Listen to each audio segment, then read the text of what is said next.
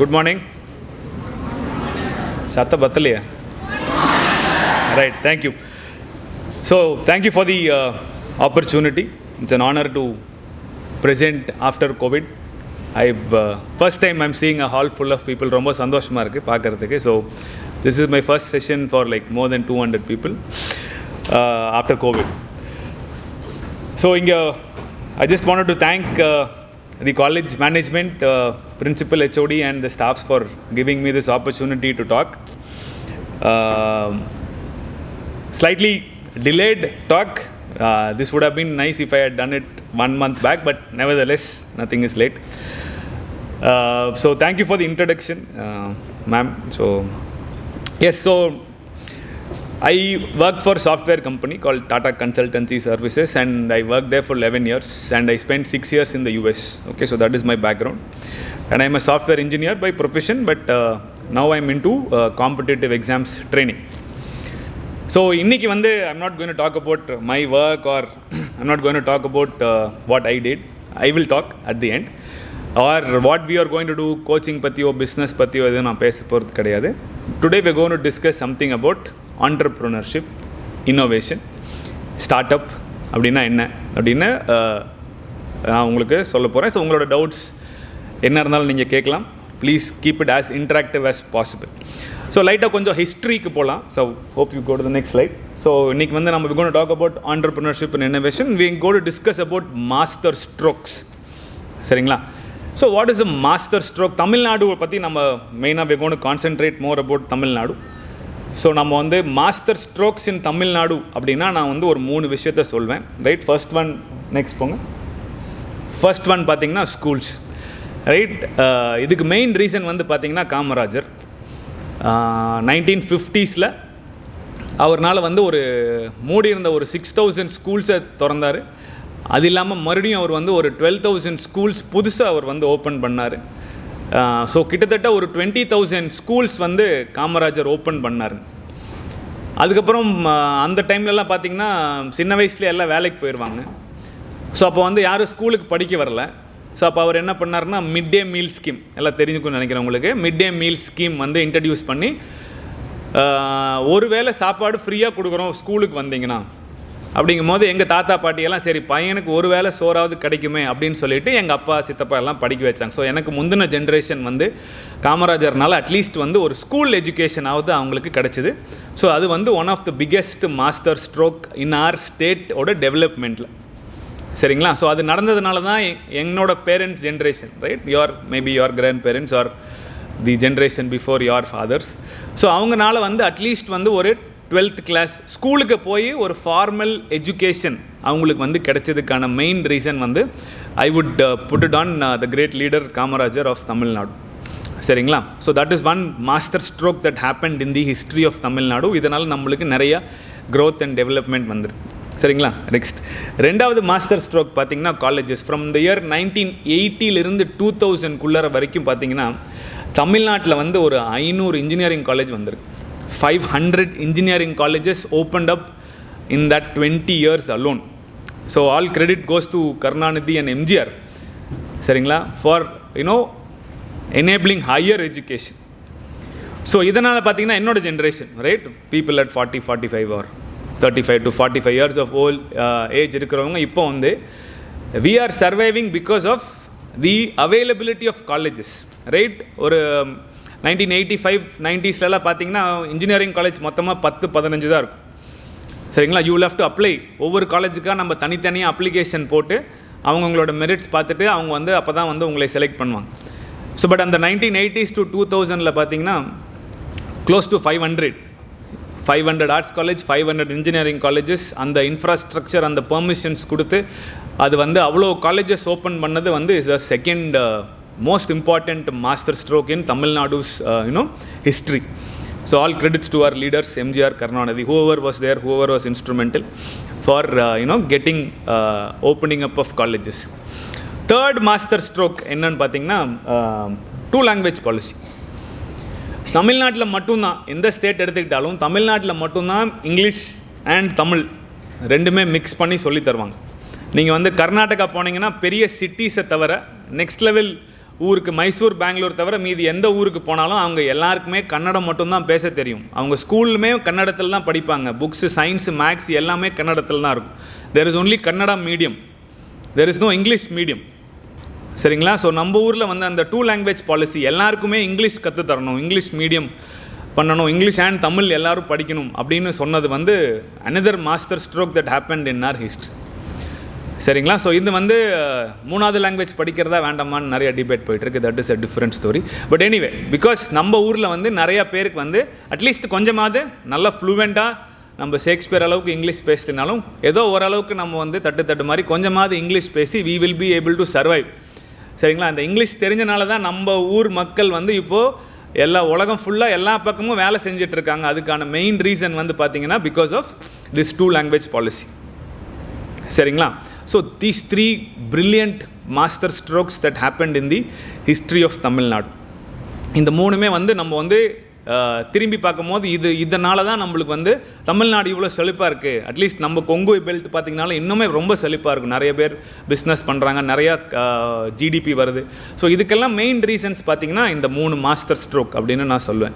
Right? Very inspiring stories. அது வந்து it is not that happened ஒரு 2-3 வருஷமாக நடக்காமல் ஒரு 50 years 70 years-ஆக நடந்த ஒரு விஷயம். சரிங்களா? இதனால் நம்மளாம் நல்லாயிருக்கும். நம்ம அடுத்த சந்ததிகள், நம்மளோட next generation will be are benefitted because of these things that happen. சரிங்களா? அதுக்கப்புறம் என்னாச்சு? ஸோ 1980 to 2000 ஓகே, நிறைய காலேஜஸ் வந்துச்சு, நிறையா பேர் கிராஜுவேட் ஆனாங்க, நிறைய பேர்னால ஒரு டிகிரி வாங்க முடிஞ்சிச்சு. சரிங்களா? அதுக்கப்புறம் என்னாச்சு?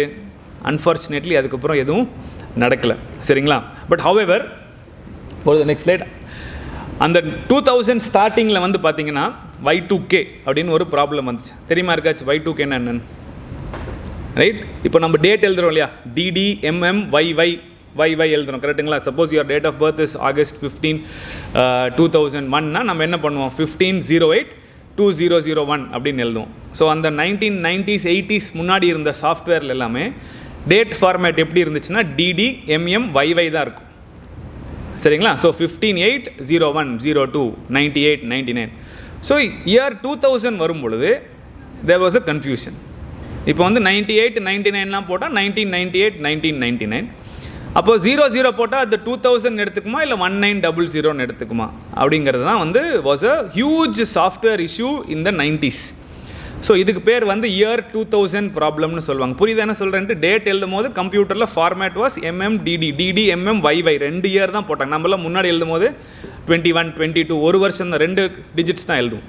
ஸோ இதனால் வந்து பார்த்திங்கன்னா நம்ம US அண்ட் யூரோப்பில் இருக்கிற எல்லா சாஃப்ட்வேருமே அப்டேட் பண்ண வேண்டியதாக போச்சு. நிறையா மேன் பவர் தேவைப்பட்டுச்சு. அப்போ பார்த்திங்கன்னா அந்த டைமில் தமிழ்நாட்டில் நிறையா பேர் இன்ஜினியரிங் படித்து மேத்தமேட்டிக்கல் நாலேஜ் இருந்ததுனால நிறையா பேருக்கு வெளிநாட்டில் வேலை வாய்ப்பு கிடச்சிச்சு because of this Y2K problem. So 1995 to 2000 பார்த்திங்கன்னா எக்கச்சக்கமான பேர் தமிழ்நாட்டில் இருந்து நிறைய ஃபாரின் கண்ட்ரீஸ்க்கு ட்ராவல் பண்ணாங்க பிகாஸ் ஆஃப் திஸ் சாஃப்ட்வேர்.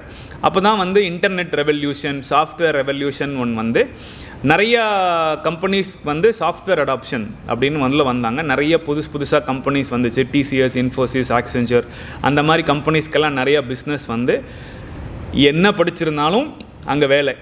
சரிங்களா? Whether you do BCom, BBA, BSc எது படிச்சிருந்தாலும் சாஃப்ட்வேர் கம்பெனியில் தேர் வாஸ் ஒர்க். இன்ஜினியரிங் நீங்கள் எலக்ட்ரானிக்ஸ், எலக்ட்ரிக்கல் எது படிச்சிருந்தாலும் there was work in software. ஒரு கம்பெனியாக நாங்கள்லாம் TCS எல்லாம் நான் ஒர்க் பண்ணிகிட்டு இருக்கும்போது காலேஜுக்கு போவோம், 500 பேர் 1000 பேர் ரெக்ரூட் பண்ணுவோம் ஃபைனல் இயர்லேருந்து. Because we need that many heads வேணும், மேன் பவர் வேணும். போய் நிறைய வேலைகள் அந்த மாதிரி சின்ன நிறையா வேலைகள் வந்துட்டு இருந்துச்சு. ஸோ அதனால் பார்த்திங்கன்னா நெக்ஸ்ட் 15 years, அதாவது எங்கள் ஜென்ரேஷன் இப்போ 40 years 35 to 40 years இருக்கிற generation survived because of software industry. சரிங்களா?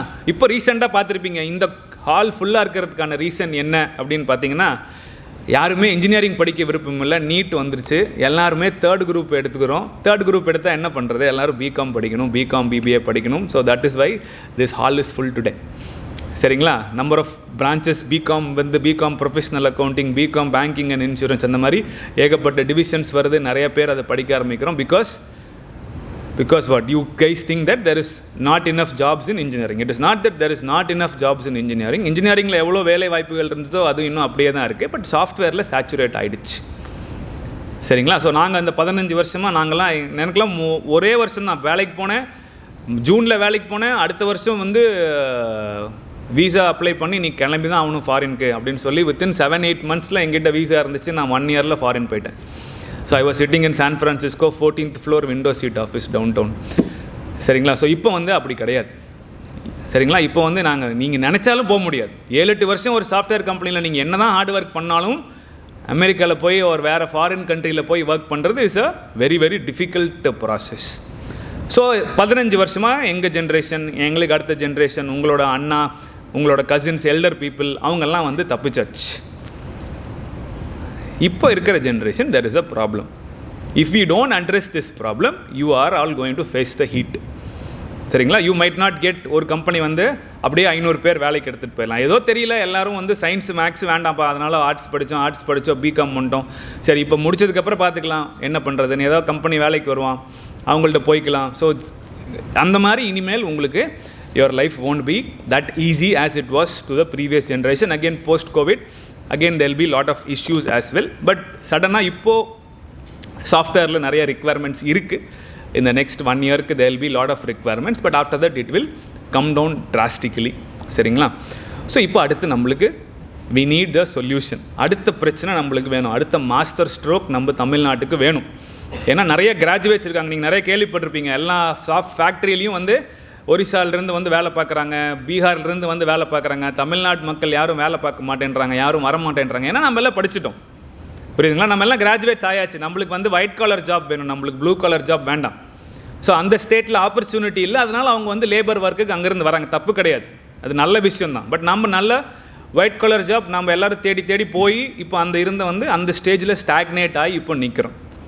சரிங்களா. ஸோ இப்போ நெக்ஸ்ட்டு வந்து நம்ம என்ன பண்ணுறது?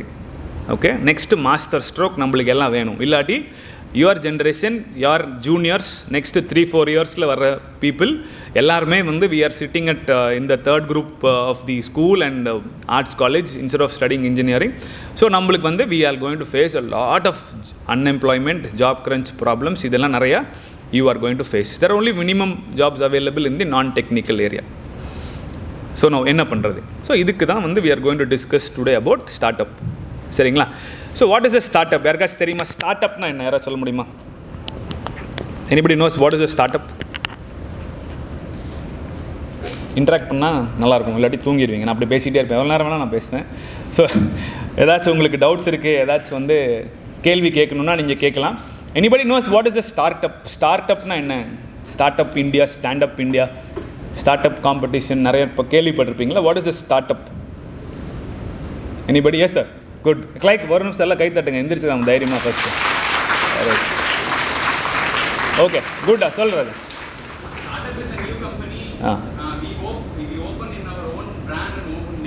ஓகே, வை இப்போ நான் நார்மல் கம்பெனி ஓப்பன் பண்ணுறது அதே தானே? Use our own idea. Brilliant. Okay, sit down. Okay, so what is a start up? Next light வாங்க please. Okay, so start up பற்றி நம்ம பேச போகிறோம். ஸோ பிஸ்னஸ் அண்ட் ஆண்டர்ப்ரனர்ஷிப், நிறைய இடத்துல இந்த 2 வேர்டு கேள்விப்பட்டிருப்பீங்க, business and entrepreneurship. Next light போடுங்க. பிஸ்னஸ்னா என்ன, ஆண்டர்ப்ரனர்ஷிப்னா என்ன, ரெண்டுத்துக்கு என்ன வித்தியாசம்? Who is a business man, who is an entrepreneur? 4 துணிக்கடை இருக்குது, 5ஆவதாக நானும் ஒரு துணிக்கடை ஆரம்பிக்கிறேன்.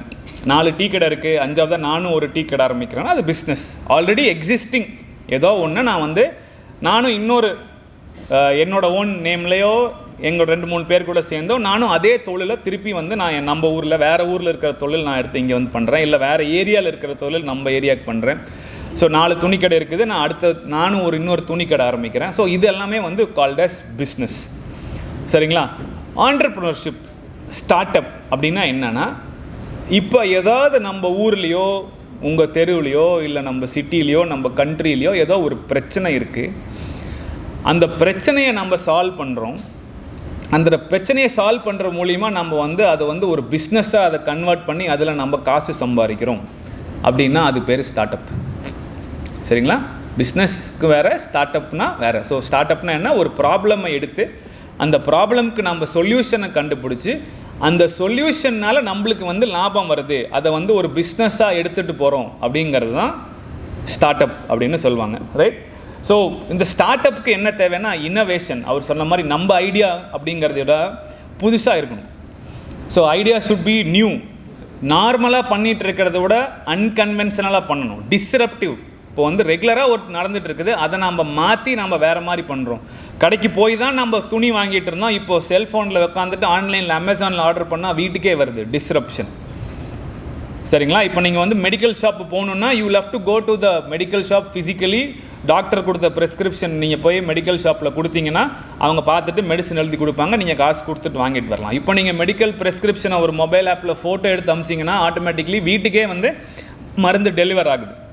ரைட்? க்ராசரிஸ் டெலிவர் ஆகுது, ஹோட்டலில் சாப்பாடு டெலிவர் ஆகுது. இதெல்லாமே வந்து பார்த்தீங்கன்னா these are all disruptive innovation. நம்ம நார்மலாக பண்ணிகிட்டு இருக்கிறத வந்து மாற்றி கன்வென்ஷனல் மெத்தடை மாற்றி அன்கன்வென்ஷனலாக பண்ணுறாங்க. ஸோ அதுக்கு பேர் தான் டிஸ்ரப்டிவ் இன்னோவேஷன். சரிங்களா? ஸோ உங்களுக்கு ஒரு நம்ம ஹிஸ்ட்ரியில் வந்த ஒரு நல்ல டிஸ்ரப்டிவ் இன்னோவேஷன்ஸ் ஒரு 4-5 உங்களுக்கு சொல்லணும்னு நினைக்கிறேன். ஸோ ஃபஸ்ட் ஒன் பார்த்தீங்கன்னா இவர் பேர் வந்து ஆர் சின்னி கிருஷ்ணன், சிகே அப்படின்னு சொல்லுவாங்க. ரைட்? சிகே. இவர் வந்து பெரிய ஆளுங்க. இவர் வந்து என்ன பண்ணார்,